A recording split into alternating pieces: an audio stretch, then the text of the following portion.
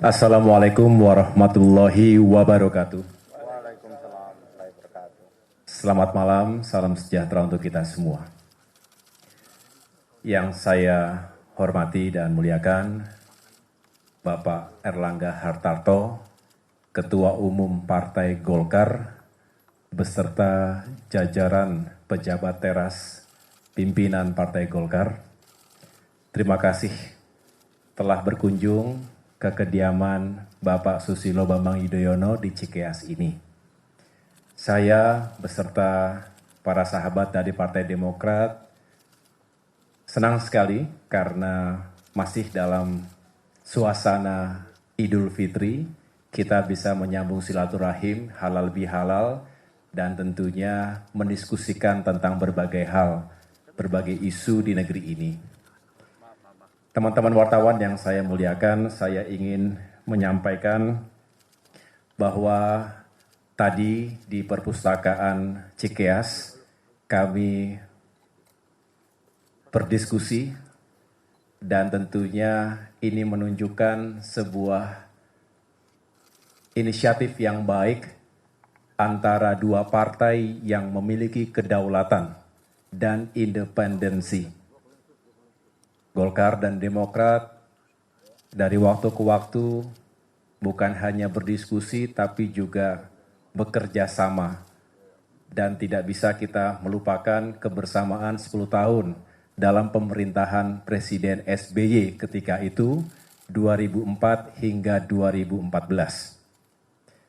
Saya juga ingin mengucapkan terima kasih atas inisiatif Bapak Ketua Umum Golkar, Bapak Erlangga Hartarto, yang sebelumnya sudah menyampaikan ingin berkunjung, ingin bersilaturahim, tapi mohon maaf karena kesibukan Bapak SBY dan juga baru saja kembali dari luar kota, maka baru bisa dilakukan malam hari ini.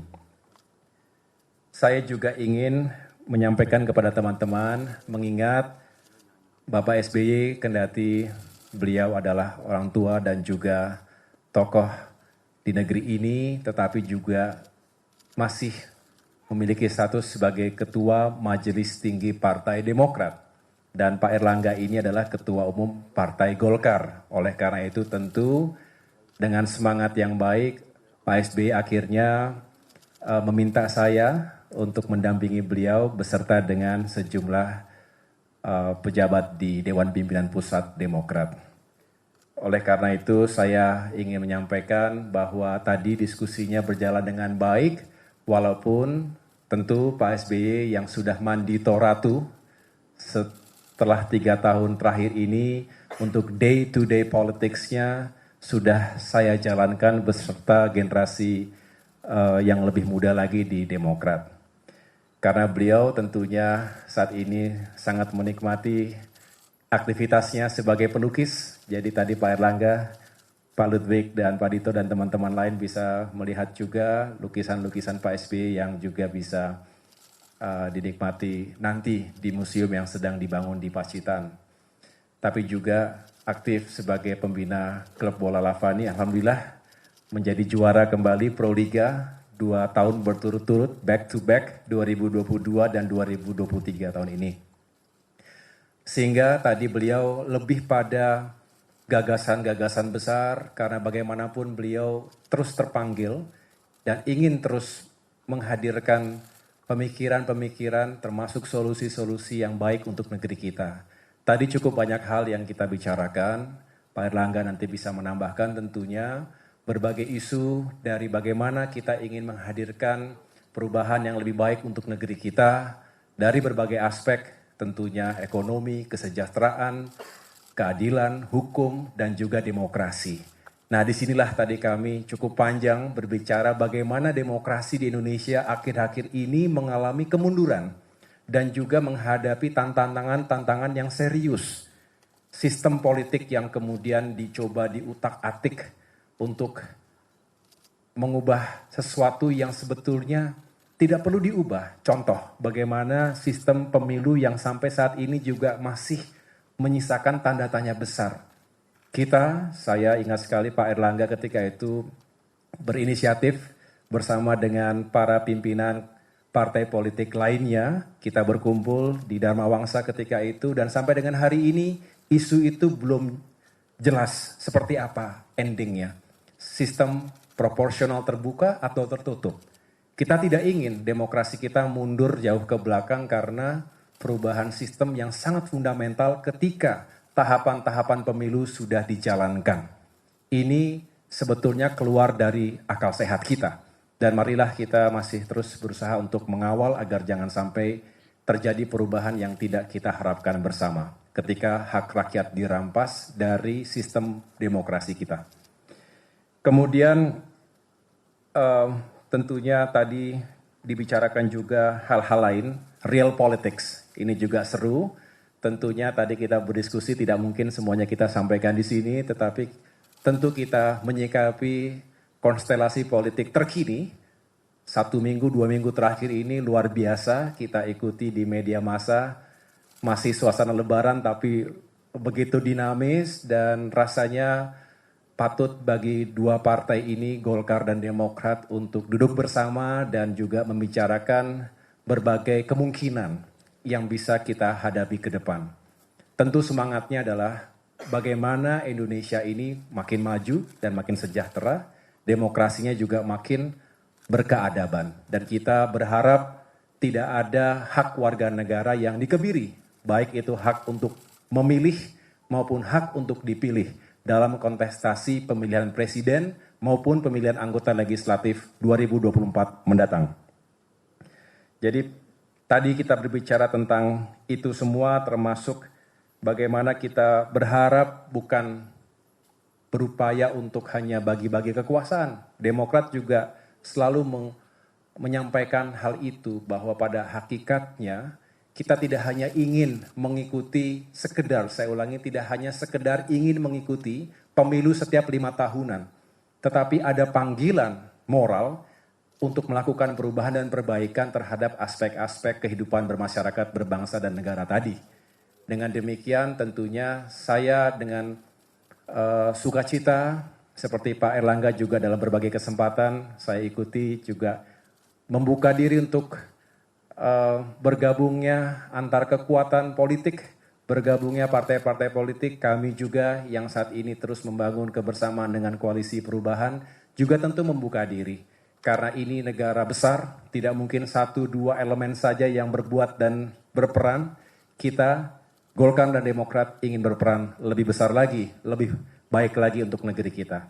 Saya pikir itu yang dapat saya sampaikan. Sekali lagi terima kasih kepada Bapak Erlangga dan teman-teman dari Partai Golkar atas kehadirannya di sini. Selebihnya saya memberikan kesempatan kepada Bapak Ketua Umum Partai Golkar untuk menyampaikan hal-hal yang tadi kita bicarakan. Terima kasih. Terima kasih Pak Ketua Umum Partai Demokrat, Pak AHY. Assalamualaikum warahmatullahi wabarakatuh. Salam sejahtera buat kita semua, teman-teman media cetak, media elektronik, dalam suasana Idul Fitri ini. Sekali lagi atas nama keluarga besar Partai Golkar mengucapkan permohonan maaf lahir batin dan minal aizin wal faizin. Saya didampingi oleh Pak Sekjen, Pak Bendahara Umum, Pak Dito, kemudian Pak Firman, Ketua AMPG, Pak Ilham, dan KPPG, Bu Airin. Tadi kami sampaikan juga kepada Bapak SBY bahwa ini adalah silaturahmi dan menindaklanjuti dari pertemuan sebelumnya. Jadi tentu pertemuan kali ini saya bawa pengurus yang mewakili Partai Golkar, demikian pula dengan Demokrat, karena kita ingin pertemuan ini diliput secara transparan dan kita dua partai yang tempat duduknya sedang berbeda. Satu berbeda pada pemerintahan ini, Partai Golkar tentu berada di pemerintahan dan Partai Demokrat sedang beroposisi. Kemudian dalam kontestasi pemilu, tentu Partai Golkar dari membentuk koalisi Indonesia Bersatu, Partai Demokrat dengan koalisi perubahan. Namun tentu saya menyampaikan bahwa Partai Golkar terus membuka silaturahmi dan dialog dengan partai-partai politik. Karena penting bagi Indonesia agar seluruh partai ini suasananya adem. Dan kita memasuki pesta politik tidak dengan tegang, tapi pesta politik dengan kebahagiaan. Nah tentu kebahagiaan dalam pesta politik hanya bisa terjadi kalau komunikasi antar partai politik, apakah itu berasal dari koalisi yang sama atau berbeda, tetap komunikasinya intens. Itulah yang ingin kita bangun, karena Indonesia ini adalah negara besar, dan tidak mungkin satu partai politik bisa menyelesaikan semua persoalan di negeri ini. Kita harus bersama-sama. Partai Golkar mempunyai filosofi yang sama dengan Partai Demokrat. Tadi disampaikan Partai Golkar dan Demokrat pernah bersama di tahun 2004 sampai 2014. Dan tentu kebersamaan itu mempunyai sejarah yang sama-sama kita pahami bersama dan punya pengertian. Dan ke depan Partai Golkar dan Partai Demokrat sepakat bahwa pemilu itu bukan the winner take it all. Artinya kita ini kan Indonesia Raya. Kita bukan seperti di Amerika. Demokrasi yang kebarat-baratan itu demokrasi yang the winner take it all. Sedangkan kita demokrasi Pancasila, jadi siapapun yang menang, mari kita bersama-sama membangun negeri. Sama seperti tadi pertandingan olahraga voli misalnya, begitu sudah ada yang juara, pembentukan tim nasional kan bukan dari juara itu sendiri, harus dibentuk sebuah tim.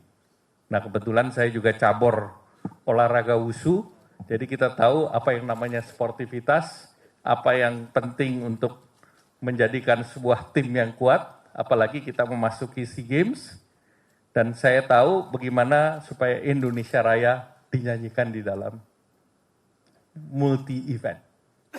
Yang bisa menyanyikan Indonesia Raya hanya satu, presiden berkunjung ke negara lain, atau atlet mendapatkan emas di dalam multi-event.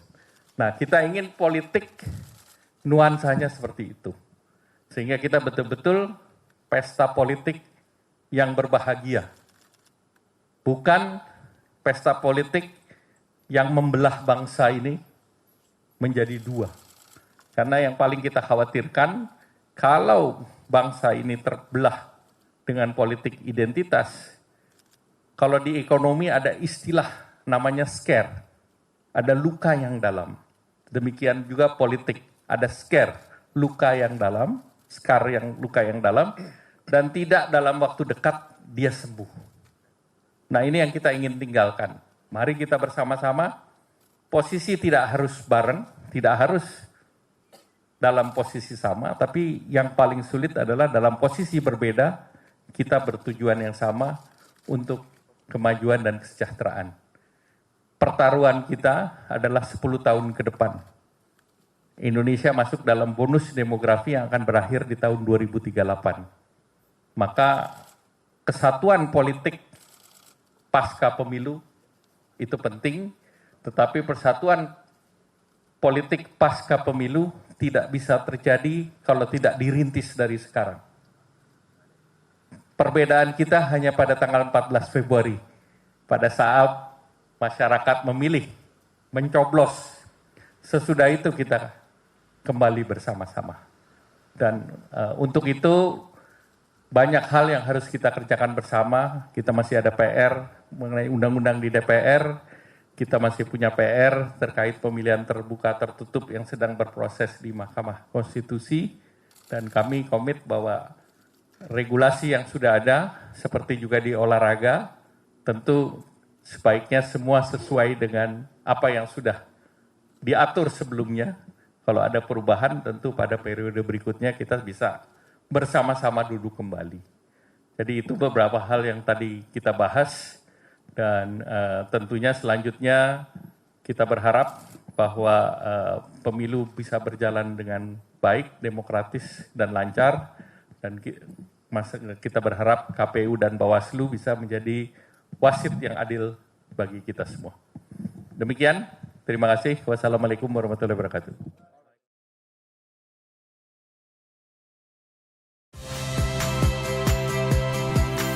Saya Tifa Solesa. Saksikan program-program Kompas TV melalui siaran digital, pay TV, dan media streaming lainnya. Kompas TV, independen, terpercaya.